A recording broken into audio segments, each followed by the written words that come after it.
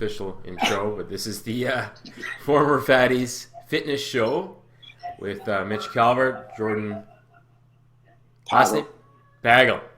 There it is.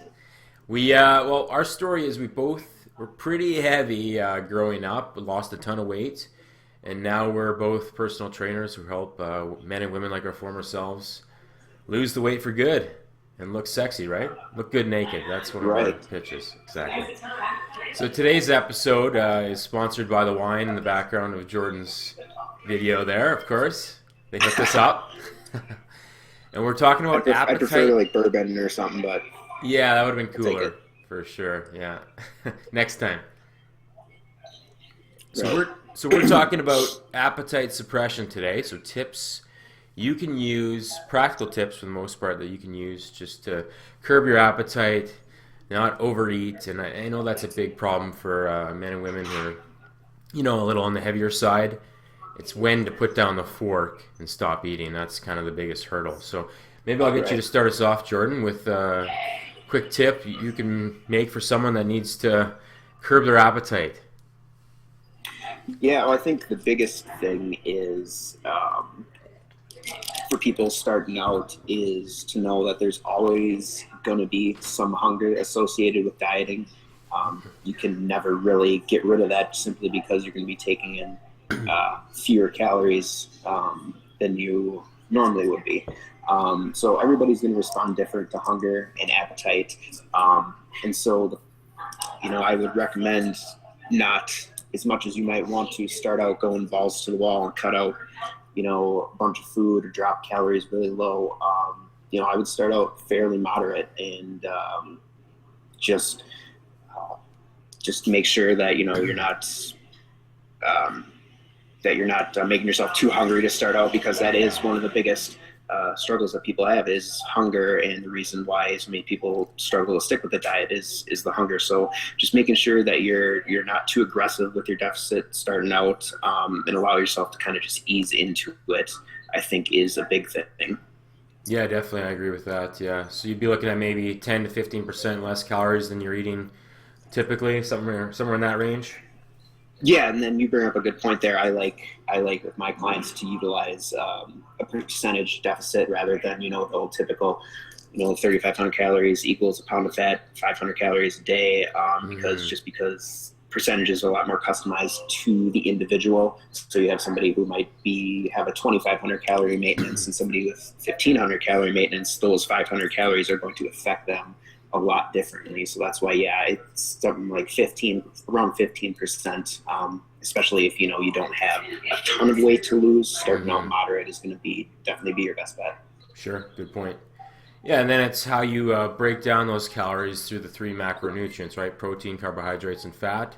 The big Right. one there that people tend to undereat, at least when clients come to me overweight, is protein, right? So getting Yeah. a baseline number for protein that could vary from 1 gram per pound of body weight type thing. That's probably the high end. But there's a lot of Yeah. research that shows protein curbs appetite. I think they had one study that compared eating breakfast of eggs compared to a bagel, same calories, but the egg eaters lost 65% of their body weight, more than the bagel eaters. So eating protein Hmm. fills you up, keeps you satiated for longer parts of the day, and that's always a good thing. If you're going to be hungry, try to minimize that hunger a bit, and protein's one way to do that. Right. Not only that, but protein, especially when you're trying to lose weight, you want to spare all that muscle mass. Protein is going to help with that too. That's why we Hmm. want to keep it, high in that uh, gram per pound of body weight range, right in there. Hmm. Yeah, and I guess the source of protein matters too. It's not necessarily burgers at McDonald's getting your protein. You kind of want to Right. stick to leaner sources for the most part if you're trying to minimize your fat intake. So, I mean, the turkeys, the chickens. Yeah. Yeah. If you look on MyFitnessPal, there's not too much protein in a McDonald's burger. That's too bad. I was looking to get McShredded. So, what else can you advise for guys and girls looking to reduce appetite while they diet? Another thing, kind of along with the protein, is eating a lot of high fiber veggies.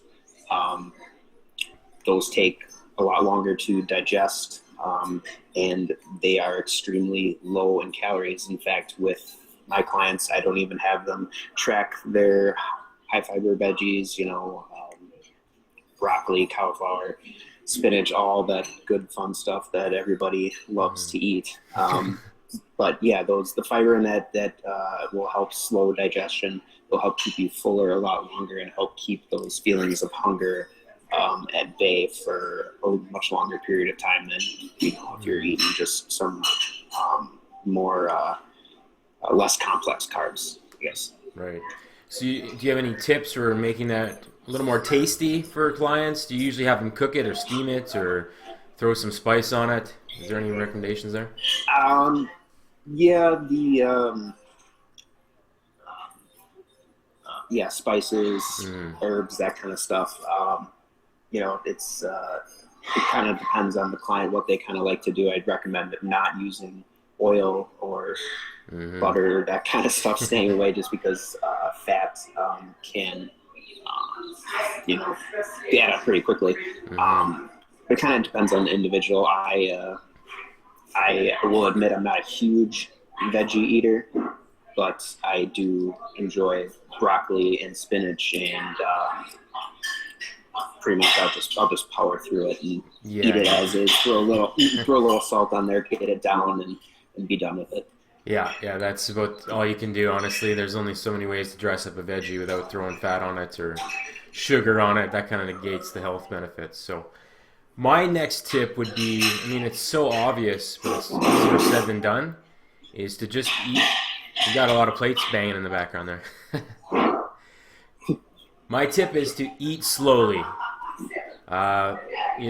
It seems really obvious, but a lot of people, if you're heavy, you power through a meal, you don't get that kick in of, I'm full. It takes so long for that to kick in. So eating slower, I mean, there's an enzyme in your saliva, and some people have more of it. They break down carbs better in your mouth. So by eating slowly, you kind of even the playing field with those types, those skinny bastards that we all envy.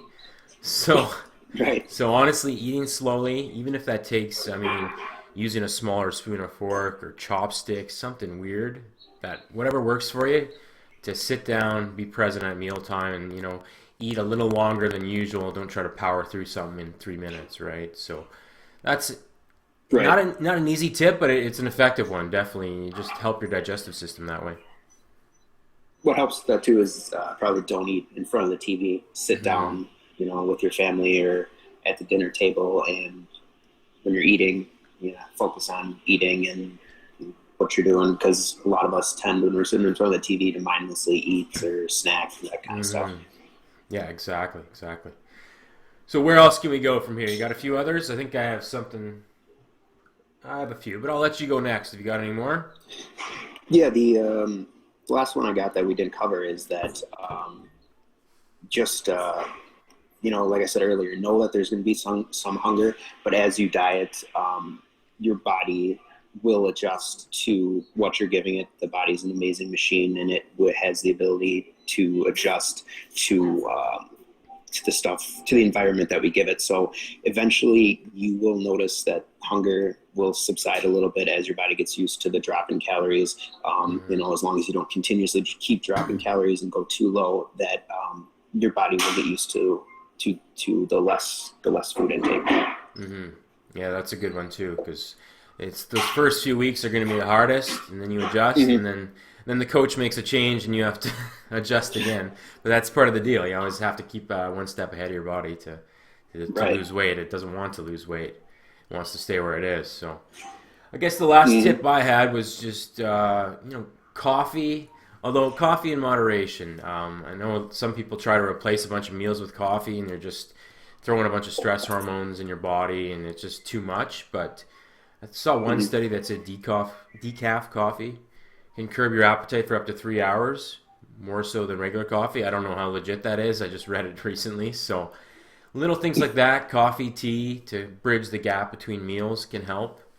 And of course, get more sleep, right? I mean, people are not sleeping enough, and then your hunger hormone raises because of that. So that's another one that Yep, exactly. you can do, and just make time for it. Sleep is huge for so many things, but appetite is one of those for sure. Oh yeah, for sure, for sure. One thing I just thought of as you were saying that is a lot of times the feeling of hunger that our body gives us isn't necessarily meaning we're lacking in food or nutrients or anything like that. It's just lacking something. It could be dehydration. So just making sure you drink plenty of water throughout the day, or like you said, tea, Yeah, coffee, all that stuff is going to help with those feelings of hunger as well. fluids, perfect. All right, Jordan, I think that about wraps it up. If you had anything else to throw in there, I think we hit our time limit. I don't want to bore people, but there was some good stuff here. Just to Yep, I, recap, I think yeah. Maybe just to recap, give out your tips again if you got them written down, and I'll throw mine out afterwards. yeah, definitely. Remember, you're going to be hungry, expect it, and don't get too aggressive with your deficit early on. Keep a moderate deficit, probably around 15-20% total calories. Um, Make sure you eat lots of veggies, lots of high fiber veggies, broccoli, spinach, anything green, and then keep drinking water, stay hydrated. Tea, coffee, dehydration can often mask itself as feelings of hunger. So making sure you're drinking plenty of fluids throughout the day helps as well. Perfect. Okay. And I think mine was eat more protein, so get a baseline amount of protein in each day, keep you more satiated. As you said, lean body mass as well is maintained that way. Eat slower at mealtime, be present, don't sit in front of the TV. Use chopsticks if you have to, something to slow down the eating process. Uh, Mm-hmm. Coffee, decaf coffee to kind of bridge the gap between meals. Maybe tea, of course, water, like you said. And the last one was just to get enough sleep because when you're in a environment of not enough sleep, your stress hormones go up, your hunger hormone goes up, and just a cascade of problems are created from not sleeping enough. So get your shut eye.